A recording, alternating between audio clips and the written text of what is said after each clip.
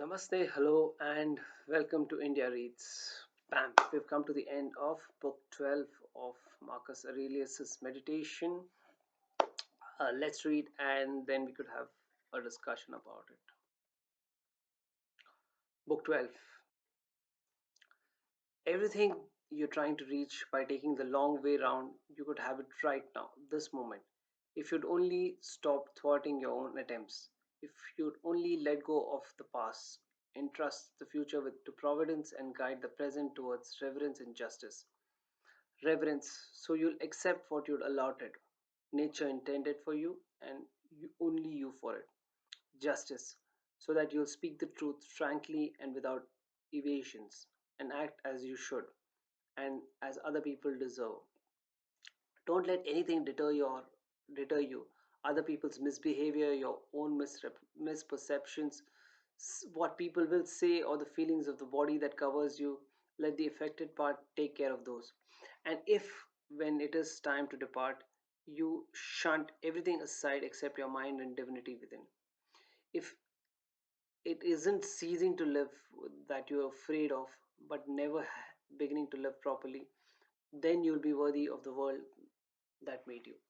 No longer an alien in your own land, no longer shocked by everyday events as if they were unheard of aberrations, no longer at the mercy of this or that.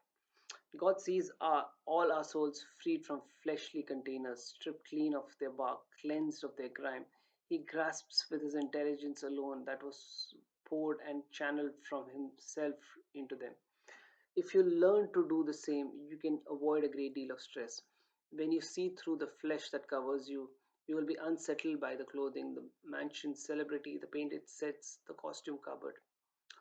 Your three components, body, breath, mind, two are yours in trust. The third alone you have a clear title. If you can cut yourself, your mind, free of what other people do and say, of what you've said and done, of the things that you're afraid will happen, the impositions of body that contain you, and the breath within, and what the whirling chaos sweeps in from outside. So the mind is freed from fate, brought to clarity, and lives life on its own recognizance, doing what's right, accepting what happens, and speaking the truth. If you can cut free of impressions that cling to the mind, free of the future and the past, and can make yourself, as Empok Empedocles says, a spear rejoicing in its perfect stillness, and concentrate on living what can be lived, which means the present, then you can spend the time that you have left in tranquility and in kindness and at peace with the spirit within you. It never ceases to amaze me. We all love ourselves more than other people, but care more about their opinion than our own. If God appeared before us, or a wise human being, even and prohibited us from concealing our thoughts or imagining anything without immediately shouting it out, we wouldn't make it through a single day. That's how much we value other people's opinions instead of our own. How is it that the gods arranged everything with such skill, such care for our well being, and somehow overlook one thing, that certain people, in fact, the best of them, the gods' own partners, the ones whose piety and good works brought them closest to the divine, that these people, when they die, should cease to exist forever, utterly vanished? Well, assuming that's true, you can be sure they would have arranged things differently if that had been appropriate. If it were the right thing to do, they could have done it. And if it were natural, nature would have demanded it. So from the fact that they didn't, and if that's the case, we can conclude that it was inappropriate. Surely you can see yourself that to ask the question is to challenge the God's fairness. And why would you be bringing in fairness unless the gods are in fact fair and absolutely so? If and if they are, how could they have carelessly overlooked something so unfair, so illogical in setting up the world? Practice even what seems impossible. The left hand is useless at almost everything. For the lack of practice, it guides the reins better than the right. From practice, the condition of the soul and body when death comes for us, the shortness of life, the vastness of time before and after, the fragility of matter, to see the cause of things stripped bare, the aim of action, pleasure, pain, death, fame. Who is responsible for our own restlessness? That no one obstructs us, that it's all in how we perceive it. The student as a boxer, not fencer. The fencer's weapon is picked up and put down again. The boxer's is a part of him. All he has to do is clench his fist. To see things as they are, substance, cause, purpose, the freedom to do only what God wants and accept what God sends us. It's what is made of. Gods are not to be blamed. They do nothing wrong on purpose or by accident, nor men either. They don't do it on purpose. No one is to blame. The foolishness of people who are surprised by anything that happens, like travelers amazed at foreign customs, fatal necessity and inescapable order, or benevolent providence, or confusion, random and undirected. If it's an inescapable necessity, why resist it? If it's providence and admits of being worshipped, then try to be worthy of God's aid. If it's confusion and anarchy, then be grateful that on this raging sea you have a mind to guide you. And if the storm should carry you away, let it carry your flesh, breath, and all the rest, but not the mind, which can't be swept away. The lamp shines until it is put out without losing its gleam, and yet in you all gutters, yet in you it all gutters out so easily, early. Justice, truth, and self control. When someone seems to have injured you, but how can I be sure? And in any case, keep in mind that he's already tried and convicted by himself, like scratching your own eyes out. That expect a bad person not to harm others is like expecting fig trees not to secrete juice, babies not to cry, horses not to neigh. The inevitable not to happen. What else could they do with that sort of character? And if you're angry, then get to work on that. If it's not right, then don't do it. If it's not true, don't say it. Let your intention be. At all times, look at the thing itself, the thing behind the appearance, and unpack it by analysis, cause, substance, purpose, and the length of time it exists. It's time you realize that you have something in you more powerful and miraculous than the things that affect you and make you dance like a puppet. What's in my doubt at this moment? Fear, jealousy, desire, feelings like that. To undertake nothing at random or without any purpose for any reason but the common good. That before long you will be no one and nowhere, like in all the things you see now, all the people who are now living. Everything's destiny is to change, to be transformed, to perish, so that new things can be born. It's all in how you perceive it. You are in control. You can dispense with misrepresentation at will, like rounding the point, serenity, total calm, safe anchorage. A given action that stops when it's supposed to is none the worse for stopping, not the person engaged in it either. So too with the succession of actions we call life. If it ends when it's supposed to, then it's none the worse for that.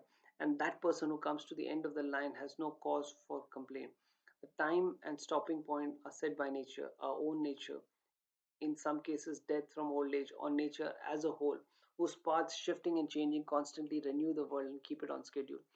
Nothing that benefits all things can be ugly or out of place. The end of life is not evil. It doesn't disgrace us. Why should we be ashamed of an involuntary act that injures no one? It's a good thing scheduled by the world, promoting and promoted by that. It's This is how we become godlike, following God's path and reason's goals. Three things essential at all times: your own actions, they are that they are not arbitrary or different from what abstract justice would do. External events, that they can happen randomly or by design. You can't complain about chance. You can't argue with providence.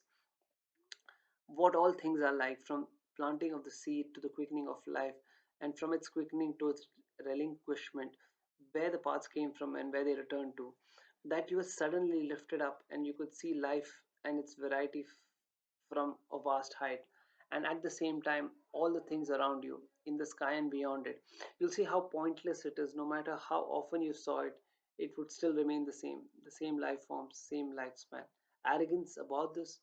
Throw out your misperceptions and you'll be fine. And who's stopping you from throwing in them out?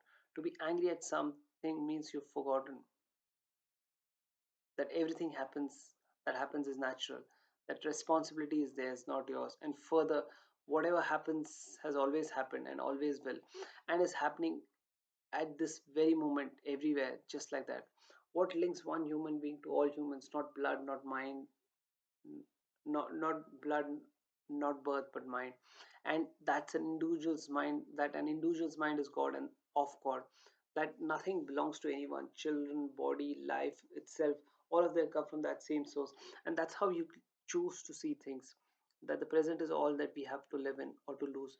Constantly run down the list of those who felt intense anger at something, the most famous, the most unfortunate, the most hated, and the most whatever, and ask, where is all of this now? Smoke, dust, legend, not even a legend. Think of all the examples: Fabius Catilinus in the country, Lucinus Lupus in the orchard, Sterinus at the bay, Tiberius on the Capri, Velius Rufus, obsession and arrogance, goodness,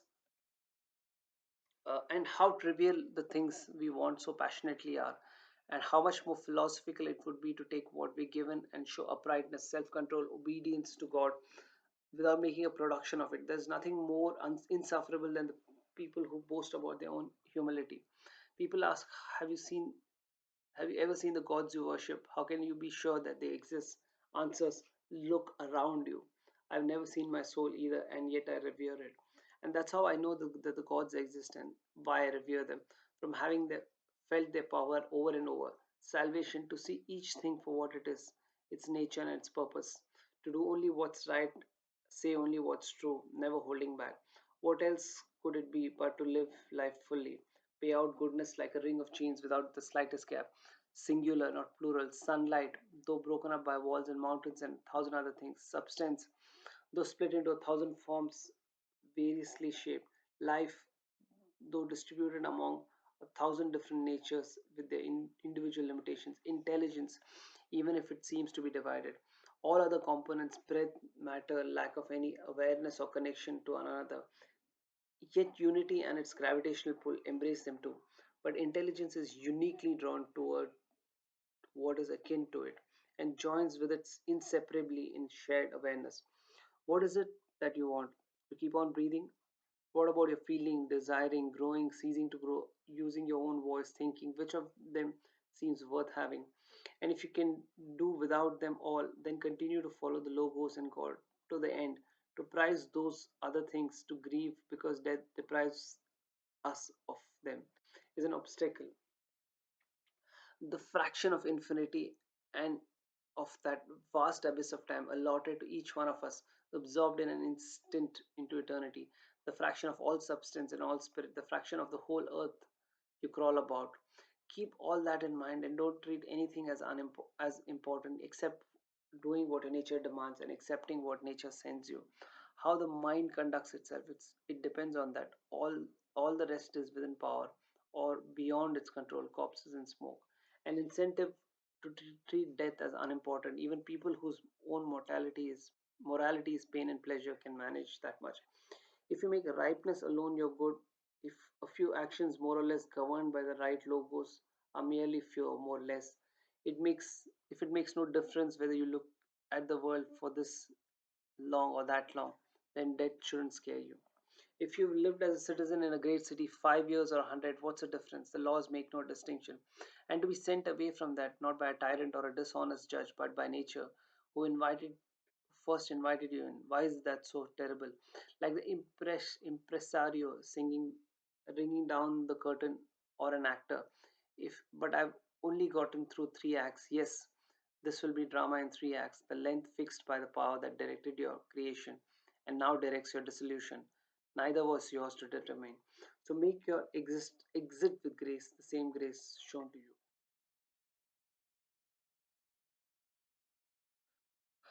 With that, we come to the end of book 12 and the end of this book.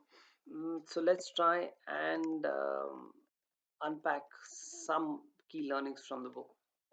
The book starts with life and ends with death.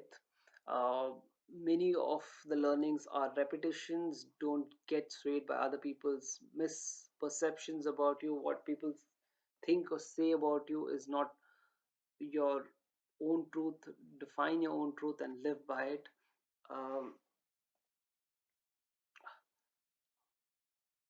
there are three components which stay with you all throughout: your body, your breath, your mind.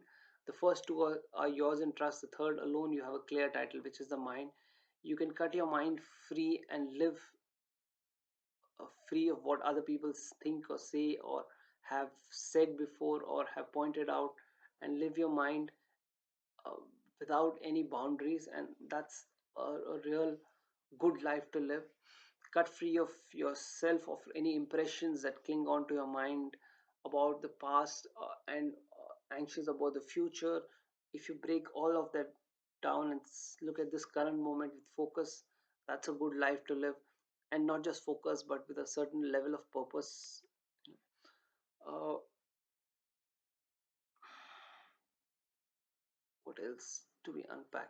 Live your life. I think one of the examples that he earlier had given is, do you want to be a should you live your life like a wrestler or a dancer? And he said you have to wrestle with life, fight with life constantly, and that's a real purposeful life lived. Here he is given an example of a student as a boxer or a fencer. The fence, you could fight as a boxer or a fencer, but if you're a fencer, your weapon is picked up and put down again, whereas the boxer's weapon is a part of him. All he has to do is clench his fist and fight. So live your life like that. Live your life with with with substance, cause, and purpose. Uh, this is a very good learning from this chapter. What else? What else?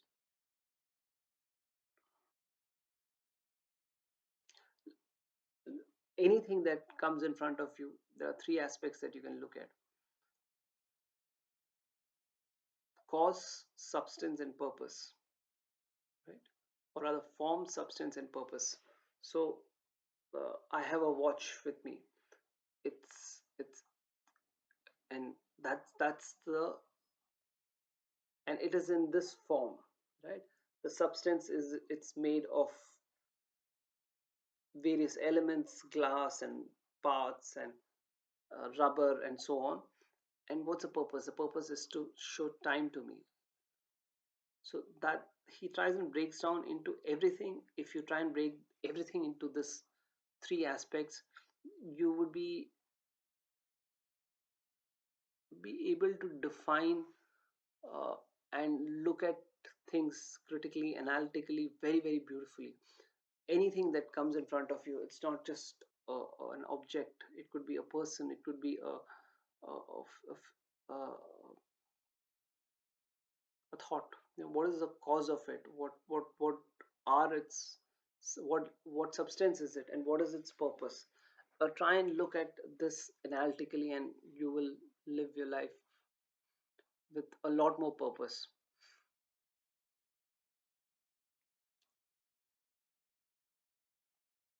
Arrogance. A lot of people, he says the worst kind of pride is the pride that you have, that I have no pride. And that's bullshit, because if you say that I'm the most humble guy in earth, that's the worst of them all according to him. So don't be arrogant about the fact that you are humble. It doesn't go together. And finally, I want to close with his repetition about death, and that nothing matters when you're dying. So you decide how you want to live. And he gives an example of you living in a great city. You've been welcomed into the city and you've lived your life, and what if you've asked by the ruler to leave the city? So death, see death as just like that. It's the purpose of death is to do away with the old and bring in the new. And the new cannot live a good life if the old are still there. So it's a progression. It's a series of events that happen. And so make your exit with grace, and the same grace which was shown to you all your life.